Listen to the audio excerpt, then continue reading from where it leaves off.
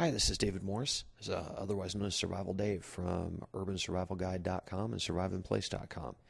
And today we're going to talk about cities burning to the ground after a disaster. So many say that when the poo hits the fan, everyone left in the city will be killed and killed again. The only cars left are going to be burned out shells, and all the buildings will be burned to the ground. It'll be worse than a nuclear explosion. After a couple of weeks, the only food left for people to eat will be other people. Sound familiar? Well, if you haven't heard this before, it's what many people think will happen to cities in the event of another depression, a major terrorist attack, or a major natural disaster.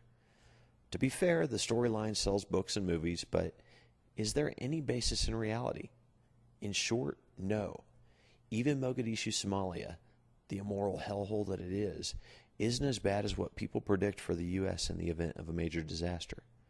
I have no doubt that many will be killed in the next civil breakdown situation, but the question remains whether cities will be any more dangerous than rural areas. If you get a nice isolated rural house where you can shoot your guns and can't see or hear your neighbors, who's going to answer you if you yell help or fire? The answer is nobody. This is a big reason why towns and cities were formed in the first place. The belief that cities will burn also assumes that nobody learned anything after Katrina.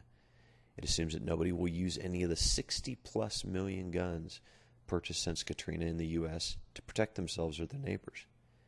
And finally, it assumes that all police forces will forget their oaths and duty like many of the New Orleans police force did after Katrina. Folks, the world has changed. There are more gun owners than ever. More of those gun owners are getting advanced training than ever.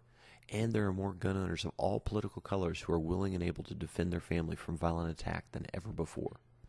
Of course, there will be anti-gun cities like D.C. and Chicago that are hard hit because of the exodus of gun owners who want to obey the law. But in areas where individuals can own firearms, armed uprisings by gangs and thugs just won't be allowed to last very long. Good people like you and me won't put up with it. Thugs will do fine as long as they keep attacking sheep. But as soon as they hit a sheepdog, a family of sheepdogs, or a neighborhood of sheepdogs, the game is going to get ugly real quick for the bad guys. Are cities perfect? Again, absolutely not. I'd love to live in a small urban area just big enough that I'm not seen as the new guy for the next 10 years. But the reality is that my disaster survival plans need to be based on where I am today. You know, I have people contact me every month who are concerned that disaster is going to hit before they get finished with my 12-week course. And frankly, I think this is a valid concern. We're living in amazing times. In addition to acts of God, it's anyone's guess how long it will be before the next major terrorist attack or economic trouble strikes. We just don't know when it's going to happen. It's great to have your plans, dreams, and wish list for your perfect retreat property. We do. But how much good will that do you if the electrical grid goes down tomorrow and you're forced to make your stand right where you live now? I want to challenge you to take some time this weekend to think about what you would do if the electrical grid went down tomorrow. Not a month or a year from now. Not as soon as you get your basic preparations taken care of. Tomorrow.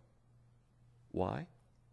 Well, one, it's a feasible attack. It could happen because of something as crazy as a solar flare, or it could be because of an EMP attack, or it could be a cyber attack on our on the internet, which controls a lot of the electrical grid.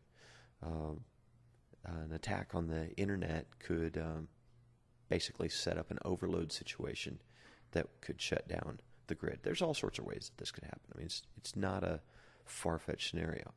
But the other thing is, like I talk about in the surviveinplace.com course, your survival plan should be based on solid logistics and planning, not just stuff.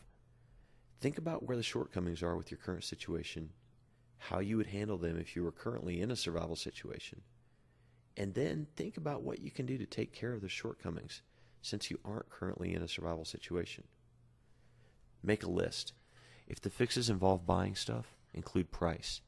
If the fixes involve learning skills, include the time required.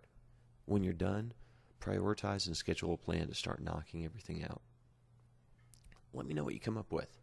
Shoot me an email or post it on the blog at secretsofurbansurvival.com.